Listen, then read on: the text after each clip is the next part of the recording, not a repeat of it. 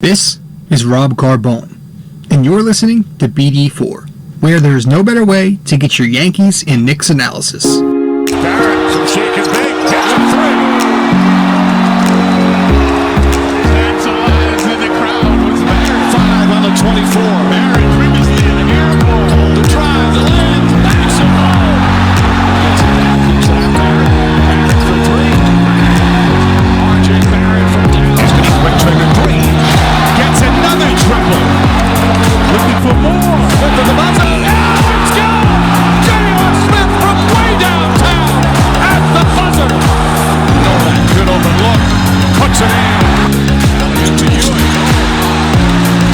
That'll make the garden war. Ewing faced a double team, but still was able to hit. Knox with the finish. And the foul. Novak, good open look. Puts it in. Excellent ball move. Houston ducks under. Got it! With 8 tenths left.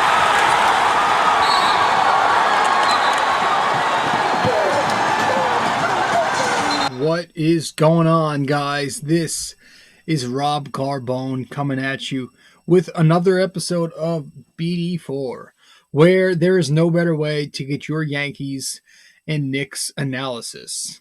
Hope everybody's doing all right. You know, same shit. Episode 126 of BD4. Doing our same usual thing over the past couple of months. Really, we've just been diving into pre-draft prospects here for the New York Knicks and who they could potentially draft in the starting with the late first, second round guys, and eventually we are going to work our way up to the lottery. Pretty soon, actually, we're going to work our way up to the lottery. We're kind of getting towards the end of, we're kind of running out of talent here in terms of talking about these second round picks, these late first round picks. We've been doing a lot of guys. I would like to believe we're up to 14 or 15 of them, maybe even more or less. I don't know, around that mark. So we're kind of pretty soon. I would say, I'm not going to put an estimate on it, but I would say pretty soon. It's not going to be too much longer before we start covering the more popular names, the mellow ball types of players, LaMelo, Cole Anthony, all those guys, Halliburton, and those are the more exciting prospects, the ones everybody wants to hear about. So, hopefully we get through this and if I were to put an estimate on it, I would say 4 or 5 more prospects before we get to that. That's it. But I'm not sure. Don't hold me on that. It's just an estimation. But I do want to get to the lotto guys soon. Hopefully we can. That's the more exciting part. And I could talk about them for days because I've been doing my scouting and I've been watching a ton of film. On everyone, but when it comes to those guys, higher up on the board, those are the guys who I have, emphasized and kind of did a little extra, researching on. I'm very excited for certain players, so we'll get there. But yeah, I hope everybody's doing all right. It's the same shit. Nothing really changes. It's same shit, different day at this point. Everybody's still hanging in there trying to get through this whole thing. Hope everybody's staying healthy. I still have to finish The Last Dance. I'm very lazy. I have not gotten to it. I'm on episode 7 in the middle of it, so I've got to catch up and finish these last couple episodes because, it finished airing. Last weekend was the final one. So as I speak, it's the morning of May 24th. So I hope everybody's doing all right. I actually heard that Patrick Ewing was the latest athlete to catch coronavirus, which is unfortunate, man. And yeah, it just goes to show that anybody can get this, right? Nobody is immune to it. It's serious. So I think that's it. Nothing really else to talk about. We can pretty much just dive into this episode. We're doing Elijah Hughes tonight from Syracuse. So we are going to take a quick little break, and as soon as we get back, guys, we will dive into Hughes and the pros and cons and why he may be a good, decent fit for this Knicks team late in the or early in the second round. So, all right, we will be right back.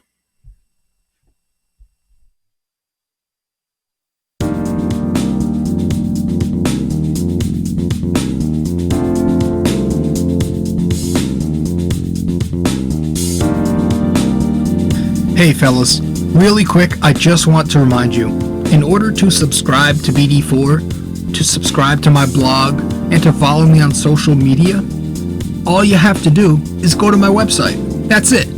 Just go to nysportstalk.wordpress.com/connect. Once again, that is nysportstalkrc.wordpress.com/connect.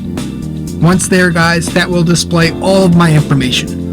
Where to subscribe to the podcast, how to subscribe to my blog, and where to follow me on social media.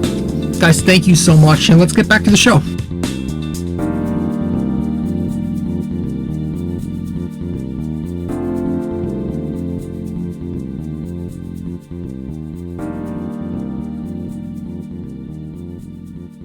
He's 6'6", 215 pounds, 6'9" unofficial wingspan. Couldn't exactly find the right one. No official wingspan, but I've got 6'9" wingspan. I think that's the one everybody's using. Elijah Hughes, wing out of Syracuse, is actually a redshirt. Was a redshirt junior this past season. Went to East Carolina for his freshman season, and then he transferred over to Syracuse to play his sophomore and junior seasons in 2019 and in 2020. So, 22-year-old kid from Syracuse this past year. He actually averaged a very solid 19 points, 5 rebounds, and 3 assists. Doing so on the shooting splits of 43% from the floor, 34% from the free throw from the 3-point line, and 81% from free throw stripe. So did that on a volume of 14.5 attempts, field goal attempts, 7.1 3-point attempts, and 5.2 free throw attempts per game. Defensively, collected 1.2 steals and a solid 0.8 blocks, 2.3 turnovers, and 1.8 personal fouls, doing all of this across 32 games and averaging 37 minutes per night. So he had a good year. He had a very solid year over at Syracuse, and a couple accomplishments. I know he led the ACC in minutes played, in points per game, and also led in total points. He had the 6th highest usage rate. If you're into analytics, he had the 6th highest usage rate, but the 2nd best offensive win shares. So pretty effective, pretty productive over there. He made the All ACC first team. He was good as a shot blocker. He was 20th in blocks in 2018, 19th in blocks in 2019, and averaged the same amount of blocks this past season as he did in 2019. So, yeah, I think this is somebody who, listen, I don't think he's going to be a star. I don't even think he's going to be a starter. But I think he could have a solid career in the NBA. Projected to go in the 2nd round. I do think he will get drafted. I don't think he'll go late. But I do think he will be in the 2nd round. I've heard a few comparisons. Didn't see any that I loved, but some that do make some sense. I've seen Joe Johnson light, and the one that I like most of all of them, I've seen a less athletic, not as athletic, Terrence Ross. Right, he's not going to win any dunk contests, but I do see some similarities there. So I think his NBA role, his future outlook in the NBA, if all goes well, and if he continues to improve as a ball handler, I think he could be a solid secondary, a solid secondary pick and roll playmaker for some team who could provide, a scoring punch off the bench. The likely scenario here is if that swing factor, which I would consider his shot creating, his scoring and passing off the bounce, if that doesn't translate into the NBA, the middle ground will probably be, a catch and shoot spot off guy off the bench, which is where the Joe Johnson comparison comes into play.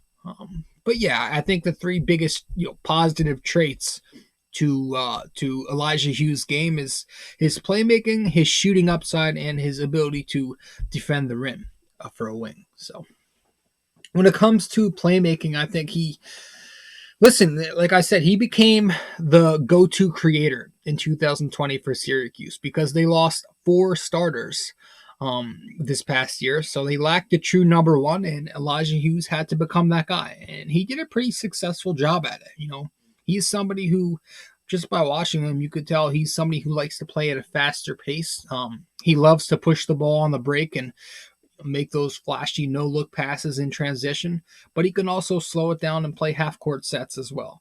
He makes some pretty solid reads as a pick-and-roll handler. He can find some pretty decent passing windows in pick and roll. He'll hit the roll man often. I think that's what he likes to do, is kick it to the roll man. So a solid playmaker, somebody who definitely improved as a passer off the bounce. Now the shooting upside is there. I think he's most effective as a spot-up catch-and-shoot guy, where he was 37% on catch-and-shoot jumpers in 2020, which was a fair percentage. But there's ability to really do some decent things off the bounce. I think it improved in 2020 to where, he became that go-to guy. He started becoming more comfortable off the bounce. I know he liked to use that step back three, but all in all, I think most of his shooting is going to just come off the catch. He was very good in the corners. I know he liked to shoot from the corners, but there was an ability there to stretch out and really, shoot it from deep.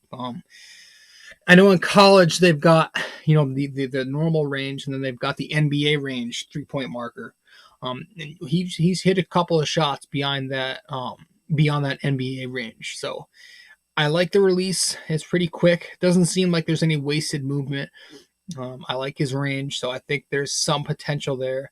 There's some good indicators, right? I know he only shot 34%, but the free throw shooting was pretty decent. High volume of attempts and fair efficiency, right? This past season, he took 166 free throws, made 81% of them.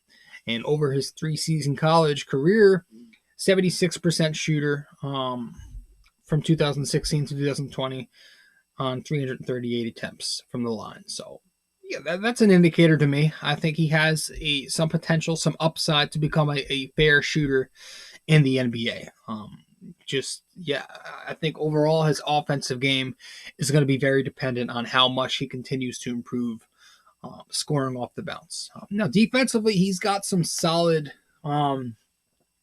some solid play there as well. He does have a lot of work to do in some certain areas, but I think where he thrives best, Elijah Hughes, defensively, is defending the rim and shot blocking. He's got some pretty good athleticism. He's got size and pretty good timing and awareness defensively to where he can defend that rim pretty well. He's a good chase down blocker in particular. Uses his quickness to chase down opponents and block it that way. A good half-court shot blocker as well, though. So he's not really one-dimensional as a blocker. I would just say he thrives best at using the full court and really getting his effectiveness, releasing his full effectiveness that way. Good perimeter blocker as well. He's blocked a couple of jumpers because of his length. And I think overall in college, when you stretch it out to his per 40 minutes, he blocked 1 block per game per 40. So it's decent for a 6'6" wing, right? Good emergency helper. Somebody who's got good upper body control on his closeout. So he's got some potential to be a good, perimeter defender as well. And some of the last couple of pros, I guess, before we dive into Elijah Hughes' weaknesses, is that he's shown potential. Going back to his offense, he's shown some potential to play off the ball. He's played the off-guard position a couple times, and he's pretty quick off the ball. He's pretty aware, and he slides his feet very well to free himself up and get himself open. So I think there's potential there, although we didn't see it often, especially this past year as the number one option. But I think there's potential there to be an effective off-ball cutter. So I don't think that would be an issue on the Knicks. And then lastly here, he's got pretty decent size and length, for a small ball three. I don't think he's going to be a primary three. He's more of a shooting guard, of a guard than he is a forward, but he's got enough size to where he can play the three in small ball lineups. And I know the Knicks like to experiment, so those are the positives. Those are the really, really pluses of Elijah Hughes' game.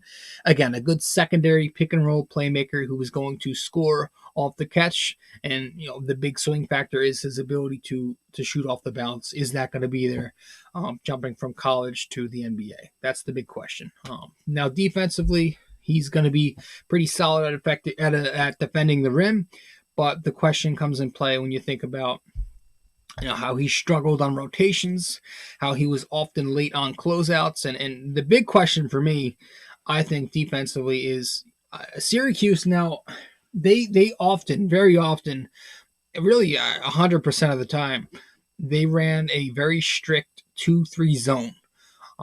So Hughes hasn't played man-to-man regularly since 2016-17 when he was a freshman with East Carolina. So that's the big question. What is he as a one-on-one man defender?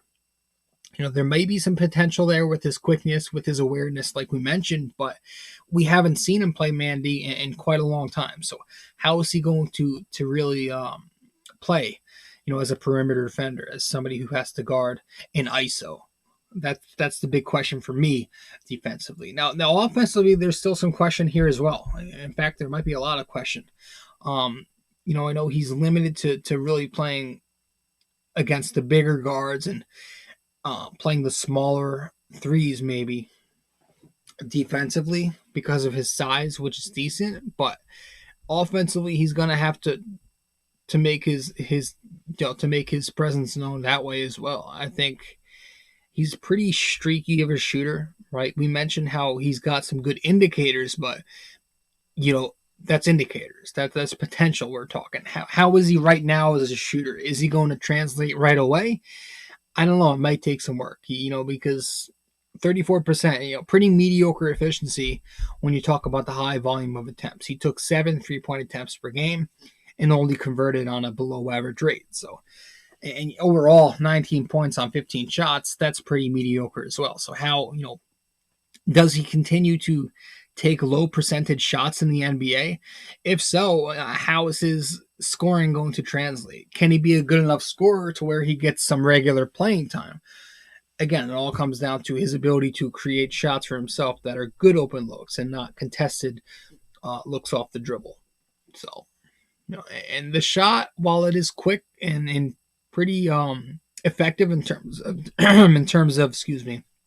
of not really wasting any movement, it does seem like it's a little bit of a low release, kind of shoots it from the hip more than he does anything else. So that's kind of something I want to see him tinker with and not really rely on that too much. He kind of needs to fix that.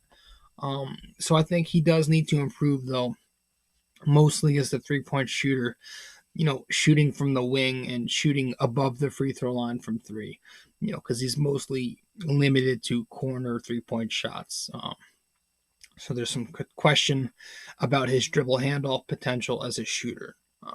But, right now I think he's limited kind of to just, I don't know, playing his strengths. And he's not really a great finisher yet. I know he's more comfortable with his right. He kind of struggles in traffic and only shot 54% at the rim this past season, So there's some issue there. And he's got limited experience playing off the ball. We kind of just talked about that already, though. Used to playing especially in 2020, he was so used to being the guy. So can he play off the ball? And then the last couple of things here I have written down. He's still a little bit indecisive at times, especially in pick and roll.